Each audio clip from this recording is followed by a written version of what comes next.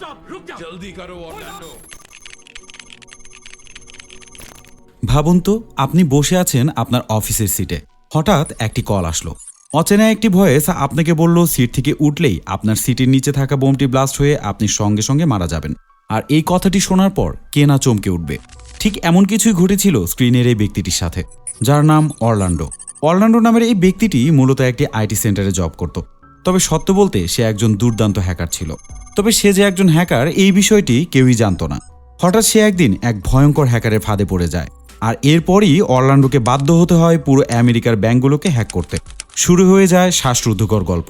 আর এই গল্পটি পুরোপুরি এনজয় করতে আপনাদের সবাইকে মুভি নেটওয়ার্কে স্বাগত।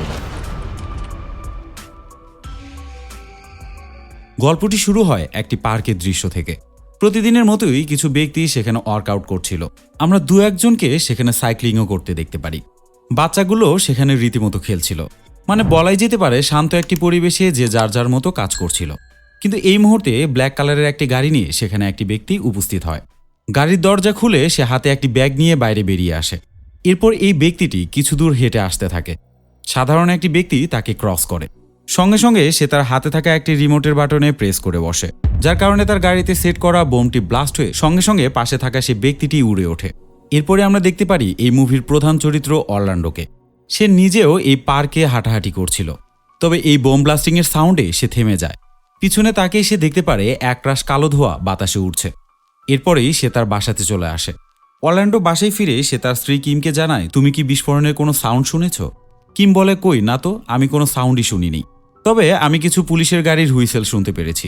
এরপর তাদের কথোপকথনের মধ্যে দিয়েই অরল্যান্ডো কিমকে বলতে থাকে, আমাকে এখনই অফিসে যেতে হবে। কিম তখন তাকে বলে, তুমি আজকেও কিভাবে অফিসে যেতে চাচ্ছ? তুমি কি জানো না আজকে তোমার মেয়ের জন্মদিন? অরল্যান্ডো বলে, আমার অফিসে অনেক কাজের চাপ আছে, আমি চাইলেই কি আমার অফিস মিস করতে পারি বলো? তবে কিম এবার অরল্যান্ডোর কথা শুনে প্রচণ্ড রেগে যায়। তারপর কিম তাকে বলতে থাকে, তুমি তোমার মেয়ের জন্মদিনেও যেহেতু থাকতে পারছো না, সেহেতু তোমার সাথেও আমার থাকার আর কোনো প্রশ্নই আসে না। এত দ্রুত আমি তোমাকে ডিভোর্স দিতে চাইনি, তবে তোমার বিহেভিং এর কারণে আমি দিতে বাধ্য হলাম। এই বলে কিম অরল্যান্ডোকে ডিভোর্স লেটার দিয়ে দেয়। তো যাই হোক, এরপর সিনটি শিফট হয়। আমরা বিস্ফোরণ হওয়া সেই গাড়িটির কাছে দুইটি পুলিশকে দেখতে পারি, যাদের নাম ছিল রিড এবং জ্যাকসন। গাড়িটির দিকে তারা খুব নজর দিয়ে দেখছিল। তারা ভাবতে থাকে এই বোমটি অনেক তেজস্ক্রিয় ছিল, কারণ এই গাড়ির উপরের অংশের অবস্থা একদমই বেগতিক। জ্যাকসন তখন রিডকে বলে, এই বোমটি কি তোমার কাছে খুব একটা স্বাভাবিক মনে হচ্ছে? আমার কাছে কেমন জানি মনে হচ্ছে এটা একটি মিলিটারি গ্রেড বোম। আর এই বোমটি ব্লাস্ট করা হয়েছিল কাছ থেকে রিমোট কন্ট্রোল প্রেস করার মাধ্যমে। আর এই ধরনের বোম ব্লাস্টিংয়ের পিছনে অবশ্যই সে ব্যক্তির কোনো মতলব আছে। বোম ব্লাস্টিংয়ের মাধ্যমে সে কাকে চ্যালেঞ্জ করতে চাচ্ছে? আর এই প্রশ্নের উত্তরগুলোই আমরা পরবর্তী অংশগুলোতে জানতে পারবো। সিনটি শিফট হয়ে আমরা অরল্যান্ডোকে দেখতে পারি। সে তার একটি বইয়ের ভিতরে একটি পেন ড্রাইভ রেখেছিল, যেটা হয়তো তার কাছে খুবই গুরুত্বপূর্ণ একটি পেন ড্রাইভ। তো যাই হোক, আজকের এই দিনে অফিসে যাওয়ার সময় এই পেন ড্রাইভটি সে সাথে নেয়। অফিসে পৌঁছার পর সে তার ব্যাগটি একটি লকারে রেখে দেয়। এরপরই তার কাছে একটি কল চলে আসে, যে কলটি তার একটি ক্লায়েন্টের ছিল। তার ক্লায়েন্ট তখন তাকে বলে তার ওয়াইফাই কোনোভাবেই কাজ করছিল না। অরল্যান্ডো তখন তাকে বিভিন্নভাবে ইনস্ট্রাকশন দিতে থাকে, কিন্তু কোনো ইনস্ট্রাকশনেই কোনো কাজ হচ্ছে না। এরপর অরল্যান্ডো বুঝতে পারে তার কাস্টমার কোনোভাবে তার ইনস্ট্রাকশন অনুযায়ী কাজ করতে পারবে না, আর যা করার তাকেই করতে হবে। তাই সে তার কম্পিউটারে বসে পড়ে। তার কাস্টমারের কাছ থেকে কিছু ইনফরমেশন নিয়েই সে তার কাস্টমারের ওয়াইফাই কানেকশন হ্যাক করে বসে। তারপর সে তার সবকিছুই ঘাটাঘাটি করে ঠিক করে ফেলে। এরপরে দেখা যায় তার ক্লায়েন্ট সঠিকভাবে সে ওয়াইফাই ব্যবহার করতে পারে। তবে অরল্যান্ডো যে তাকে হ্যাক করে রেখেছিল সেটা তার ক্লায়েন্ট কোনোভাবেই বুঝতে পারে না। আর এটাই ছিল অরল্যান্ডোর শর্টকাট বুদ্ধি। এক্ষেত্রে বলাই যেতে পারে অরল্যান্ডো আইটি সেক্টরে যেভাবে সবাইকে সহযোগিতা করে যাচ্ছে তাতে তার কোনো খারাপ মতলব ছিল না। আসলেও সে তার হ্যাকিং স্কিলকে কাজে লাগিয়ে অনেক ব্যক্তিকেই দূর থেকে অনেক সহযোগিতা করত। অরল্যান্ডো যখন তার কাস্টমারের সে সাইটটি হ্যাক করছিল, ঠিক তখনই সেখানে তার কলিগ এনজো চলে আসে। এনজো ভিতরে ঢুকে অরল্যান্ডোকে জিজ্ঞাসা করে, তুমি কি করছো? অরল্যান্ডো বলে, আমি আমার ক্লায়েন্টের ওয়াইফাই ঠিক করে দিচ্ছি। এনজো বলে, তুমি কিভাবে এত দূর থেকে তোমার ক্লায়েন্টের ওয়াইফাই ঠিক করে দিচ্ছ? অরল্যান্ডো বলে, আমি এক বিশেষ অভিজ্ঞতার মাধ্যমে এটা করতে পারি। এ কথা শোনার পরে এনজো তাকে মজা করে বলতে থাকে, তোমার মতো আমিও কিন্তু একটা ট্রিক্স জানি, আর সেটি হলো ম্যাজিক ট্রিক্স। তবে আমার হ্যাকিংয়ের জন্য বাচ্চারা কিন্তু খুবই খুশি হয়। অরল্যান্ডো তার এই কথা শুনে খুবই খুশি হয়ে যায়, কারণ সে এতদিন জানতো না এনজো ম্যাজিক জানে। আসল কথা হচ্ছে অরল্যান্ডোর মেয়ে ম্যাজিক খুবই পছন্দ করে। তবে তাদের কথোপকথনের মধ্যেই তারা সামনে দুটি গিফট দেখতে পারে। আর এই গিফট দুটি হয়তো তাদের অফিসের বস তাদের জন্য এই দিনে রেখে গিয়েছিল, কারণ এই দিনটি ছিল তাদের ধর্মীয় উৎসবের দিন, ক্রিসমাস ডে। তবে গিফটটি খুলে এনজোর মন একদমই খারাপ হয়ে যায়, কারণ গিফট দুটি খোলার পরে তারা সেখানে কালো দুটি বল দেখতে পারে, যেটা বলাই যেতে পারে এনজোর কাছে পুরোপুরি ইউজলেস। যার কারণে সে বলতে থাকে এই চাকরি আর বেশি দিন করা যাবে না। তবে এই সময়ের মধ্যেই তাদের অফিসে একটি নিউজ চ্যানেলে একটি নিউজ দেখাতে থাকে, আর সেই নিউজটি হচ্ছে সেই কারের বিস্ফোরণের নিউজ। তবে এই সময় সেই বিস্ফোরণের মাধ্যমে যে ব্যক্তিটি সেখানে নিহত হয়েছে তাকে দেখানো হচ্ছিল। যে ব্যক্তিটিকে দেখে অরল্যান্ডো বলতে থাকে, কেন জানি মনে হচ্ছে এই ব্যক্তিটিকে আমি চিনি। এই কথা বলতে না বলতেই তাদের সেই অফিসে এনজোর জন্য একটি খাবার ডেলিভারি চলে আসে। এনজো আসলেও তার ব্রেকফাস্টের জন্য এই খাবারটি অর্ডার করেছিল।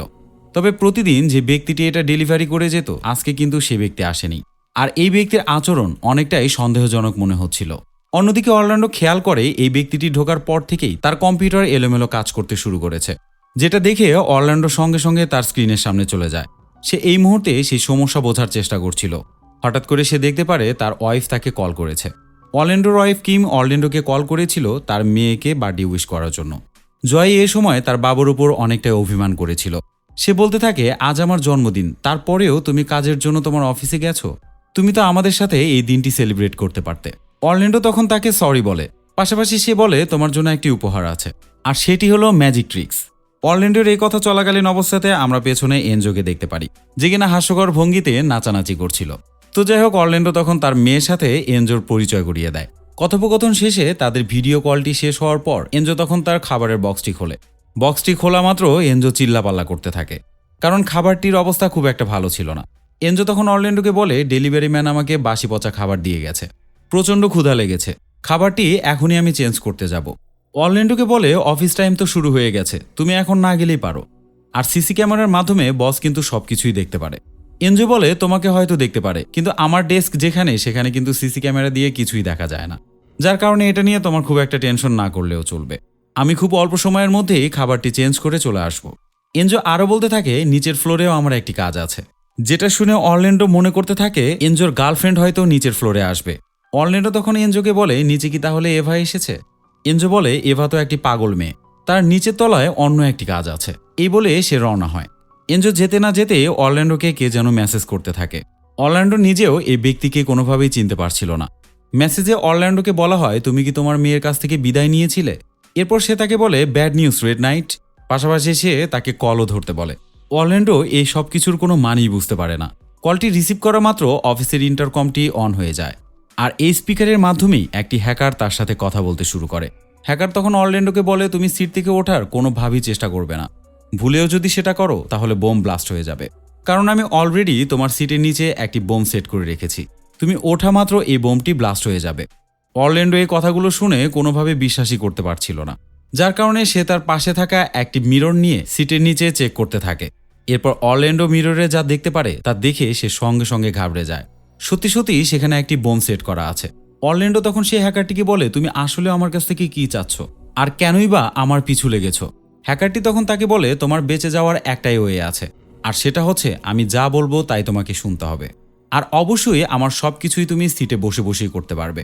হ্যাকারটি তখন আরও বলতে থাকে, তোমার অফিসের 12th ফ্লোরে একটি ব্যাংক আছে, তুমি এই ব্যাংকটিকে এখন হ্যাক করবে। অরল্যান্ডো এই কথা শোনা মাত্রই চমকে ওঠে। সে বলতে থাকে, আমি কিন্তু হ্যাকিং অনেক আগেই ছেড়ে দিয়েছি, তাই এই বিষয়ে আমি আর পারদর্শী নেই। হ্যাকারটি রেগে গিয়ে তখন বলে, আমি খুব ভালো করেই জানি যে তুমি কি জানো, কোনটা তুমি পারবে আর কোনটা পারবে না সেটা আমার খুব ভালো করেই জানা আছে। আমি এটাও জানি তুমি খুবই ইন্টেলিজেন্ট একজন হ্যাকার, আর তুমি যদি আমার রিকমেন্ড না মানো তাহলে তোমার সাথে সাথে তোমার পরিবারকেও আমি মেরে ফেলবো, এমনকি আমি তোমার সম্পর্কে সবকিছুই জানি। কথা বলার পরে হ্যাকারটি অরল্যান্ডোকে তাদের ডিভোর্স পেপারের ছবি দেখায়, যা দেখে অরল্যান্ডো বুঝতে পারে আসলে ওই হ্যাকারটি তার সম্পর্কে অনেক তথ্যই জানে। অরল্যান্ডো তখন সেই হ্যাকারটিকে বলে, এই ব্যাংকের সিকিউরিটি হাই লেভেলের, তাই এই ব্যাংকটিকে হ্যাক করা ততটাও সহজ না, এমনকি এই ব্যাংকটিকে হ্যাক করার 1.5 মিনিটের মধ্যে তারা আমাকে ধরে ফেলতে পারে।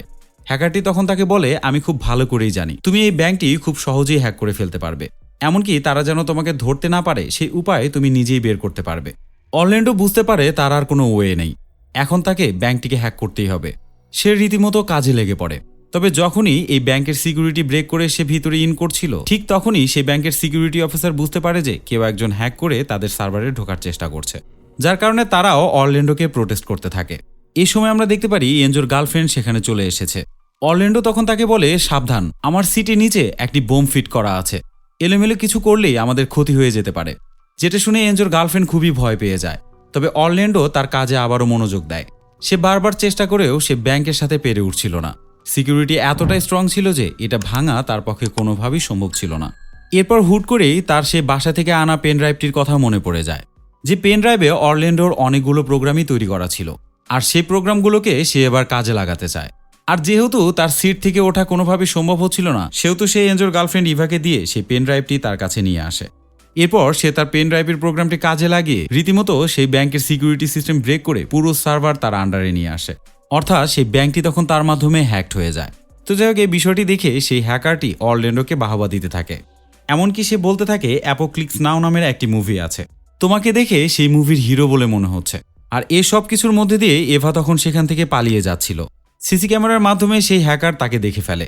তখন সে তাকে বলে, তুমি যদি এখান থেকে বের হতে চাও তাহলে মৃত অবস্থায় বের হতে হবে। তাই এভা প্রচণ্ড ভয় পেয়ে সেই রুম থেকে আর বের হয় না।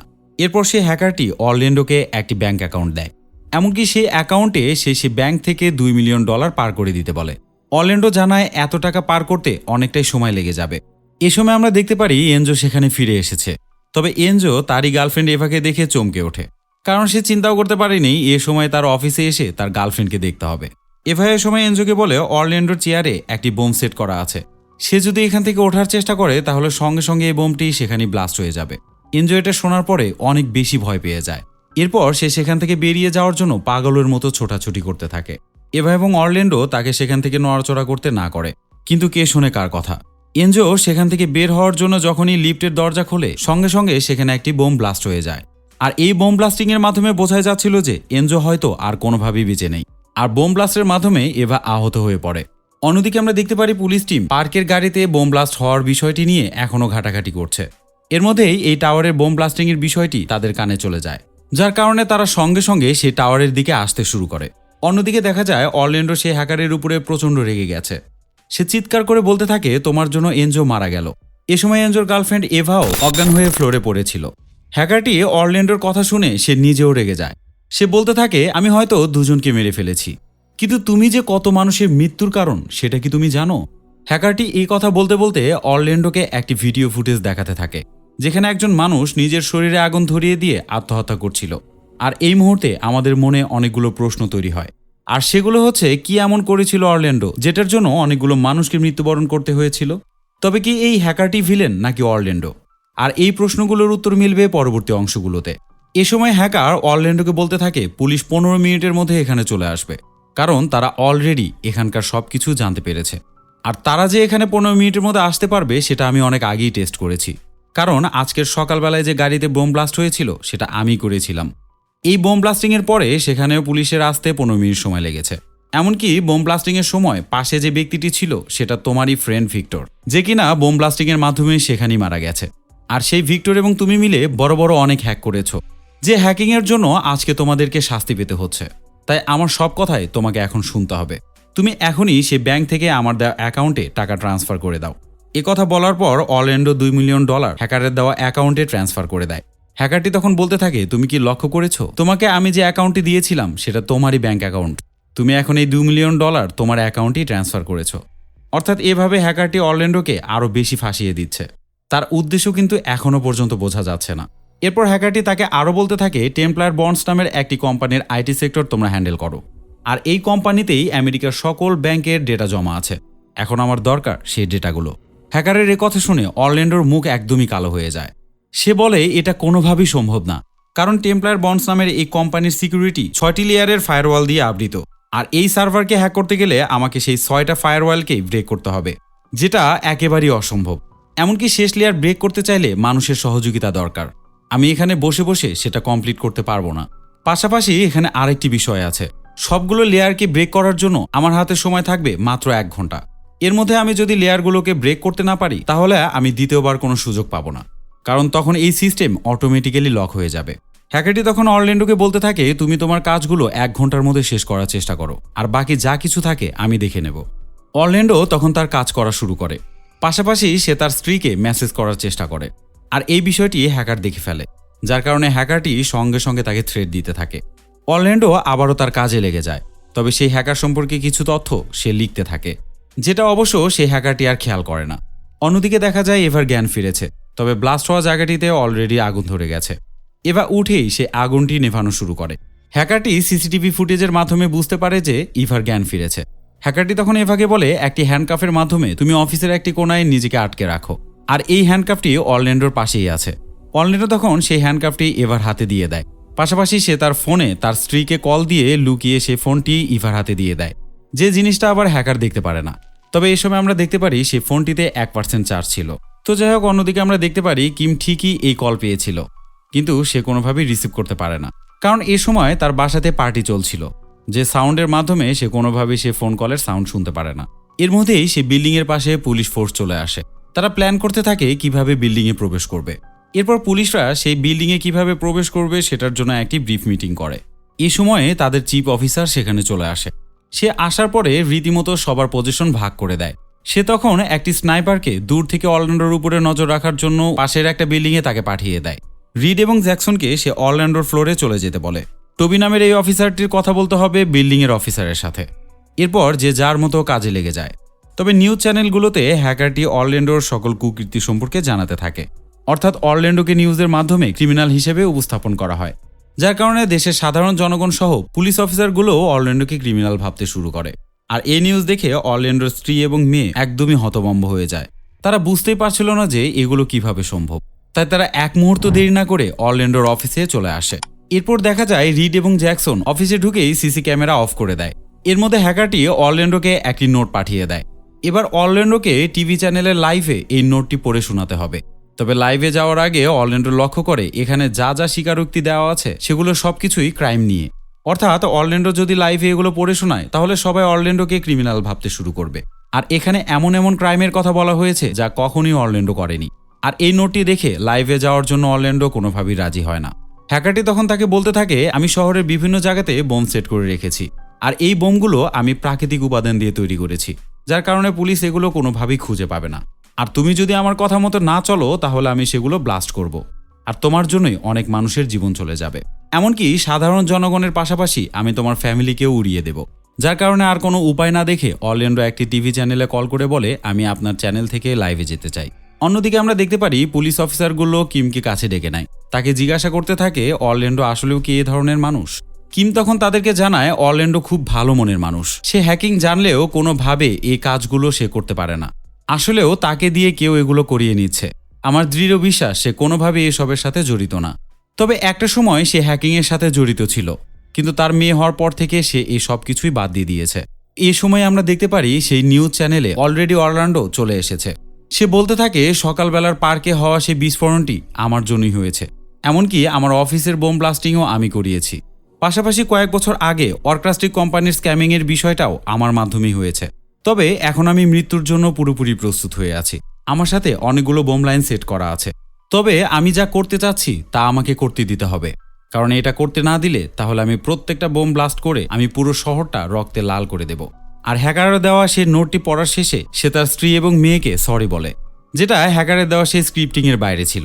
আর এই দৃশ্যটি দেখে পুলিশ অফিসারগুলো সঙ্গে সঙ্গে বুঝে যায় যে এই সব কিছুর পেছনে অবশ্যই অন্য কেউ আছে, যার কারণে হ্যাকারটি রাগ করে সঙ্গে সঙ্গে তার লাইভটি অফ করে দেয়। অরল্যান্ডো তখন আবারও তার কাজ করতে শুরু করে। আমরা দেখতে পারি সেই ফায়ারওয়াল ব্রেক করার জন্য অরল্যান্ডোর কাছে মাত্র 19 মিনিট 58 সেকেন্ড আছে, যেটা বলাই যেতে পারে খুবই কম সময়। তবে এই সময়ের মধ্যে সে 4টা ফায়ারওয়াল ব্রেক করে ফেলেছে। তো যাই হোক, এরপর পুলিশ চিফ কিমকে জিজ্ঞাসা করে অর্কাস্টিক অফিসে কি হয়েছিল। কিম জানায় অফিস থেকে অরল্যান্ডোকে ডাকা হয়েছিল। তারা ডেকে স্যালারির পাশাপাশি আমাদের ভরণ পোষণেরও দায়িত্ব নিয়েছিল, যার কারণে আমরা খুব খুশি ছিলাম, কারণ আমাদের জীবনযাপন করতে আর কোনো প্রকার টাকাই দরকার হচ্ছিল না।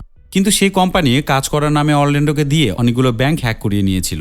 তবে এই কাজগুলো করার সময় অরল্যান্ডো কোনো কিছুই বুঝতে পারছিল না যে তাকে দিয়ে কি করানো হচ্ছে। আসলেও তার কাজগুলোর মধ্য দিয়ে যে এক একটি ব্যাংক হ্যাক করা হচ্ছে সে কোনোভাবেই বুঝে উঠতে পারছিল না। এমনকি এই ব্যাংকের অ্যাকাউন্ট হোল্ডারগুলো ছিল প্রচণ্ড গরিব। এইভাবে অরল্যান্ডোকে দিয়ে অর্কাস্টিক কোম্পানি সেই ব্যাংকগুলোকে লুট করেছিল। তারা সেই গরিব মানুষগুলোর অ্যাকাউন্ট পুরোপুরি খালি করে দিয়েছিল, আর অর্থের অভাবে অনেক মানুষই আত্মহত্যা করেছিল। আর এই সব কিছুর পিছনেই অর্কাস্টিক কোম্পানির পাশাপাশি দেশের বিভিন্ন রাজনৈতিক ব্যক্তিরাও জড়িত ছিল। চিপ তখন বলে 1996 সালেও এরকম একটি অ্যাটাক আমরা দেখেছি, তাই আমি এবার আর কোনো রিস্কই নিতে চাই না।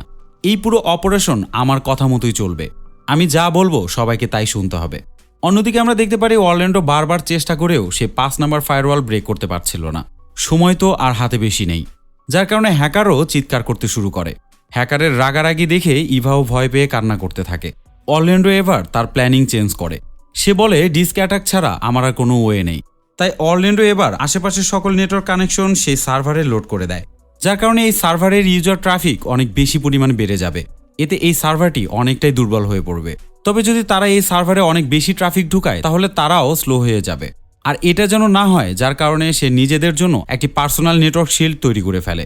সবশেষে অরল্যান্ডো এবার পুরোপুরি প্রস্তুত। তবে এর মধ্যে আমরা দেখতে পারি পুলিশ টিম অলরেডি তাদের ফ্লোরে ঢুকে পড়েছে।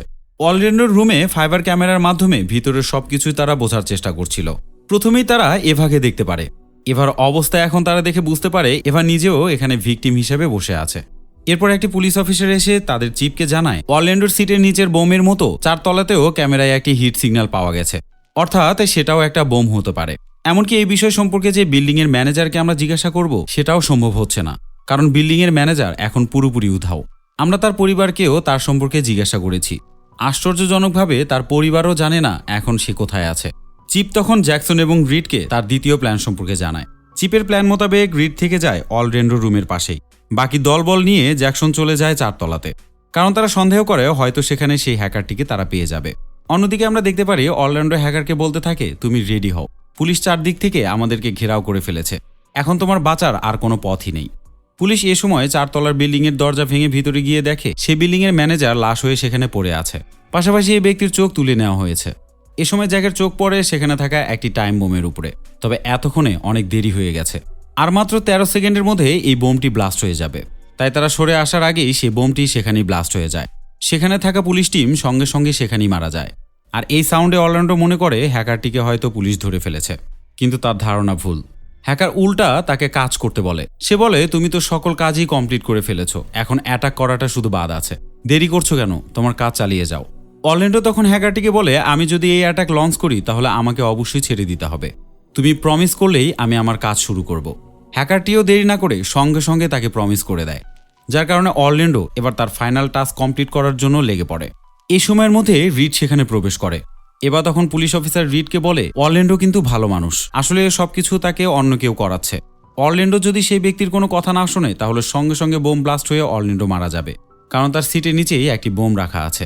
হ্যাকার তখন রিডকে বলতে থাকে, তুমি ঝামেলা করার চেষ্টাও করো না, আর যদি এলোমেলো কিছু করো তাহলে জ্যাকসনের মতো আমি তোমাকেও মেরে ফেলবো।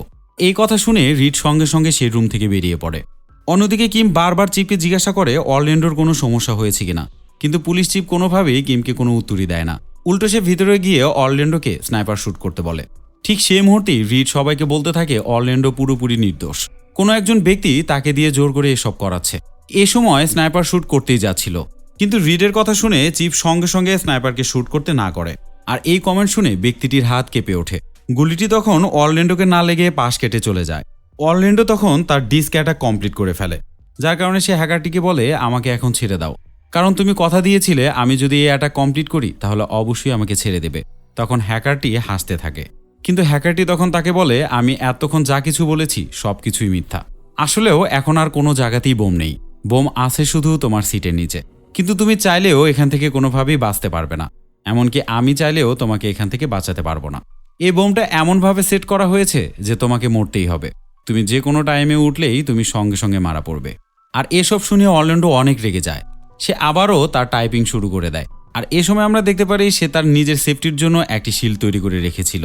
এমনকি যে ক্যামেরা দিয়ে হ্যাকার তাকে দেখছিল সে সিসি ক্যামেরা হ্যাক করে সে রিপিট করে দিয়েছিল, যার মাধ্যমে এখন হ্যাকার তার আগের ফুটেজগুলোই বারবার দেখছিল। এখন সে কি করছে সেটা আর সে কোনোভাবেই দেখতে পারে না, কিন্তু হ্যাকার এই মুহূর্তে সবকিছু বুঝতে পারছিল না। সে তখন অরল্যান্ডোকে তার সিটে বসিয়ে রেখে টেম্পলার বন্ডের সেফ সিকিউরিটি ব্রেক করতে যায়। আর এই সময় কার্ডের পাশাপাশি সেই বিল্ডিং এর ম্যানেজারকেও দরকার ছিল, কারণ সেই ম্যানেজারের আইরিশ ছাড়া এই দরজা কোনোভাবেই খুলতো না। আর এই কারণেই সেই হ্যাকারটি নির্মমভাবে সেই ম্যানেজারকে মেরে তার চোখ উঠিয়ে নিয়ে এসেছে, যেন তুলে নিয়ে আসা সেই চোখ দিয়ে এই দরজাটি সে খুলতে পারে। এই সময় আমি বুঝতেই পারছিলাম না ও হ্যাকার নাকি সাইকো, আসলে ও কি চাচ্ছে এখনো পর্যন্ত কোনো কিছু বুঝতেই পারছি না। একের পর এক সবাইকে দিয়ে ক্রাইম করাচ্ছে এবং নিজেও করছে। তো যাই হোক, এই বিশ্রী হ্যাকারটি পরবর্তীতে সে রুমে ঢুকে পড়ে। সে তার প্রয়োজনীয় সে ব্যাংকের ডেটাগুলো খুঁজতে শুরু করে। অন্যদিকে আমরা দেখতে পারি রিড আবারও সেই রুমে ঢুকে পড়েছে। রুমে ঢুকেই সে প্রথমত এভার হ্যান্ডকাপ খুলে দেয়, এরপর সে অরল্যান্ডোর কাছে চলে আসে। সিটারের নিচে তাকাতেই সে কাছ থেকে সে বোমটি দেখতে পারে। সে বুঝতে পারে এটা একটি প্রেসার সেন্সিটিভ বোম, অর্থাৎ অরল্যান্ডোর সিটের উপরে প্রেসারের আপ ডাউন হলেই এটা ব্লাস্ট হয়ে যাবে, যার মানে এসে দাঁড়ায় সে কোনোভাবেই আর বাঁচবে না। অরল্যান্ডো তখন আবারও সে হ্যাকারকে জিজ্ঞাসা করতে থাকে, আমার বেঁচে যাওয়ার কি আর কোনো ওয়ে নেই? হ্যাকারটি তখন তাকে বলে, না, এখান থেকে বেঁচে ফেরার তোমার আর কোনো ওয়ে নেই, তোমাকে এখন মরতেই হবে, কারণ এই বোম তো কোনোভাবে ডিফিউজই করা যায় না। হ্যাকারের এই কথা শুনে অরল্যান্ডো প্রচণ্ড রেগে যায়, যার কারণে সে সঙ্গে সঙ্গে কোড তৈরি করে সে গেটটি লাগিয়ে দিতে থাকে। গেটটি বন্ধ হতে দেখে হ্যাকার সঙ্গে সঙ্গে সেখান থেকে বেরিয়ে আসতে থাকে, যার কারণে তার প্রয়োজনীয় সেই ডেটাগুলো তার আর নেওয়া হয় না। হ্যাকারটি তখন এই বিষয়ের জন্য খুবই রেগে যায়, কারণ তার এত কষ্টের মিশন কোনোভাবেই সাকসেসফুল হয় না। এ সময় অরল্যান্ডো রিডকে বলতে থাকে, তুমি অবশ্যই আমার ফ্যামিলিকে বলবে আমি তাদেরকে খুবই ভালোবাসি, আর তুমি যত তাড়াতাড়ি সম্ভব এখান থেকে চলে যাবে। এ কথা বলার পর চেয়ারে বসে থাকা অবস্থাতে পায়ের প্রেসার দিয়ে সে পিছন দিকে যেতে থাকে। সে সোজা গিয়ে পড়ে ব্লাস্ট হওয়া সেই লিফটের দরজাতে। তবে এ সময় চেয়ারটি নিচে পড়ে যায়। তবে ভাগ্যবশত অরল্যান্ডো তখন লিফটের দরজার শেষ অংশ ধরে ঝুলতে থাকে, আর বোম সেট করা সেই চেয়ারটি নিচে গিয়ে ব্লাস্ট হয়ে যায়, যার কারণে এবারের মতো অরল্যান্ডো কোনো রকম বেঁচে যায়। বাইরে থেকে বিস্ফোরণের সাউন্ড আবারও শুনতে পেরে সবাই ভাবতে থাকে হয়তো এবার আবারও মৃত্যুর কথা শুনতে হবে। তবে রিড এবার সবাইকে আশ্বস্ত করে, সে সবাইকে জানায় বাকি সবাই এখন বেঁচে আছে, এমনকি অরল্যান্ডোও বেঁচে আছে। এবার অরল্যান্ডোর বেঁচে থাকার কথা শুনে তার স্ত্রী এবং মেয়ে প্রচণ্ড খুশি হয়ে যায়। এরপর তারা দুজন মিলে অরল্যান্ডোর ফ্লোরে যেতে থাকে। এ সময় চিফ এনজোর একটি ছবি বের করে অরল্যান্ডোকে দেখাতে থাকে। তাকে জিজ্ঞাসা করে এই ব্যক্তিটিকে। অরল্যান্ডো বলে সে আমার কলিগ, লিফটের বোম ব্লাস্টিংয়ের মাধ্যমে সে মারা গিয়েছে। তবে পুলিশ রিসার্চ করে অল্প সময়ের মধ্যে অরল্যান্ডোকে বলে অ্যাপোক্লিপস নাও নামের একটি মুভি আছে, যে মুভিটি এনজোর পছন্দের মুভি ছিল। আর এই সময় অরল্যান্ডোর মনে পড়তে থাকে হ্যাকারটি বারবার এই মুভিটির কথাই তাকে বলেছিল। এমনকি অরল্যান্ডোর এবার মনে পড়ে সকালবেলা এই মুভি সম্পর্কেই এনজো তাকে বলেছিল। সে এনজোকে সন্দেহ করতে শুরু করে, যার কারণে সকালবেলা গিফট পাওয়া সে বলগুলো সে ভেঙে ফেলে। আর এটা ভাঙার পর সে যা দেখতে পারে সেটা দেখার জন্য সে কোনোভাবেই প্রস্তুত ছিল না। সে এটা ভাঙার পর ক্যামেরা, মাইক এবং রেডিও ট্রান্সমিটার দেখতে পারে, আর এগুলো দেখে অলরেডি সবকিছুই বুঝে ফেলে। সে এবার 100% শিওর যে এনজোই সবকিছু করেছে, অর্থাৎ যে হ্যাকারটি তাকে দিয়ে সবকিছু করিয়েছে সে আর কেউই না, এনজো নিজেই। আসলেও সে ব্রেকফাস্ট চেঞ্জ করার নামে এ সময়ের মধ্যে সে সবকিছুই সেট করে ফেলেছিল। এমনকি লিফটটিকে বোম দিয়ে উড়িয়ে দেওয়ার আগে সে লিফটের উপরে একটি সেফটি চেম্বারে নিজেকে আবৃত রেখেছিল, যার কারণে সে সবাইকে দেখিয়েছিল এনজো অলরেডি মারা গেছে, যেন তাকে আর কোনোভাবেই সন্দেহ করা না হয়। বন্ধুরা, এনজোর প্ল্যানিংটা আসলেও মাস্টার প্ল্যানিং ছিল, কিন্তু শেষ পর্যন্ত তার কি হয় এটাই দেখার বিষয়। তবে এখানে আরেকটি প্রশ্ন আসতে পারে, এনজো তো এভাকে ভালোবাসত, তবে এভাকেও কেন সে বন্দি করেছিল? এর পেছনের কারণ হচ্ছে সে এভাকে ভালোবাসত না, উল্টা সেই দরজাতে প্রবেশ করার জন্য যে কার্ডটি দরকার ছিল সেটা এভার কাছেই থাকতো, যার কারণে সে এভাকে পটিয়েছিল তার থেকে কার্ড নিয়ে নেওয়ার জন্য। সব তো বুঝলাম, তবে এনজো এবার খেলাটা অন্যভাবে খেলতে শুরু করে। কিছুক্ষণ আগে অলরেডোর স্ত্রী এবং মেয়েকে যে ব্যক্তি অলরেডোর ফ্লোরে নিয়ে গিয়েছিল সে ব্যক্তিটি ছিল এনজো নিজেই। তবে এভা সে লিফটে এনজোকে দেখে চিনে ফেলে, কারণ ভিডিও কলে তো সকালবেলা সে তাকেই দেখেছিল। এনজো তখন এভাকে বলে, তোমার আজকে বার্থডে তাই না? আমি তোমার জন্য একটি বিশেষ গিফট নিয়ে এসেছি। এই কথা বলার শেষে সে তার ব্যাগ খুলে একটি বোম বের করে, আর এই বোমটি রীতিমতো সে ইভার শরীরে সেট করে দেয়। এরপর পুলিশের ইনফরমেশনে অরল্যান্ডো বুঝতে পারে যে তার স্ত্রী এবং মেয়েকে এনজো অলরেডি ছাদে নিয়ে গেছে, যার কারণে পুলিশ সহ অরল্যান্ডো কোনোভাবে দেরি না করে ছাদে যেতে শুরু করে। আর এ সময় এনজো তাদের জন্যই অপেক্ষা করতে থাকে। একটি পুলিশ অফিসার ছাদে ওঠার সঙ্গে সঙ্গে এনজো তাকে গুলি করে সেখানে মেরে ফেলে। এই ফাঁকে অরল্যান্ডো এবং রিড ছাদের উপরে সেফ প্লেসে চলে যায়। এনজো এ সময় অরল্যান্ডোকে গান পয়েন্টে আসতে বলে, না হলে সে তার মেয়েকে মেরে ফেলবে। পাশাপাশি সে বলে, এ সব কিছুর পিছনে তুমি দায়ী, কারণ তুমি অর্কাস্টিক কোম্পানির হয়ে অনেকগুলো ব্যাংক হ্যাক করে ফেলেছিলে, আর তোমার হ্যাক করা সেই ব্যাংকগুলোর মধ্যে একটি ব্যাংকে আমার বাবা মার সকল সম্পত্তি জমা ছিল। তোমার এই হ্যাকিংয়ের কারণেই আমার বাবা মা পুরোপুরি নিঃস্ব হয়ে যায়। ঠিক তারপর থেকেই আমি তোমাকে ধরার জন্য অনেক চেষ্টা করেছি। আমি বছরের পর বছর প্ল্যান করেছি তোমাকে কিভাবে শাস্তি দেওয়া যায়, কিন্তু তুমি আজকে আমার এত বছরের প্ল্যান নষ্ট করে দিয়েছো। আমি তোমাকে কোনোভাবেই ছাড়ব না। এ সময় অরল্যান্ডো বুঝতে পারে যে এনজো একদমই অস্বাভাবিকভাবে তার উপর রেগে আছে, যার কারণে সে কথা বলতে বলতে বাইরে বেরিয়ে আসে। অরল্যান্ডো আসলে চেষ্টা করছিল কথা বলার মধ্যে দিয়ে এনজোর ফোকাসটাকে অনেকটাই সরিয়ে নেওয়ার জন্য। এই ফাঁকে রিড তাকে গুলি করতে যায়, কিন্তু এনজো বুঝতে পেরে সঙ্গে সঙ্গে রিডকে সে গুলি করে দেয়। এই সুযোগে অরল্যান্ডোর মেয়ে কোনো রকম এনজোর হাত থেকে ছুটে যায়। ঠিক তখনই অরল্যান্ডো এনজোকে গুলি করে বসে। এনজো সঙ্গে সঙ্গে ফ্লোরে পড়ে যায়। তবে মৃত্যুবরণ করার আগে জয়ের শরীরে লাগানো সেই বোমটি সে অ্যাক্টিভ করে দেয়। অন্যদিকে আমরা দেখতে পারি এই বোমের ভেস্টটি কোনোভাবেই তার শরীর থেকে সরানো যাচ্ছিল না। তার মানে হয়তো জয়ীকে এবার আর কোনোভাবেই বাঁচানো সম্ভব না। তবে ঠিক শেষ মুহূর্তের মধ্যে রিড সেখানে এসে সেই বোমটি ডিফিউজ করে দেয়। আর এই বোমের তারটি কাটতে কাটতে সে বলে ওঠে চেকমেট, অর্থাৎ এনজোর মিশন এখানেই ক্লোজ। মুভির শেষ দৃশ্যে আমরা দেখতে পারি চিপ অরল্যান্ডোকে তার সাহসিকতার সুনাম করছিল। অরল্যান্ডো তখন তাকে বলে রিডের মাধ্যমে এই সবকিছু সম্ভব হয়েছে, তাই সাংবাদিকরা আসলে অবশ্যই তার কথা বলবেন। এরপর অরল্যান্ডো হাসি মুখে তার পরিবার নিয়ে বাসায় ফিরতে থাকে।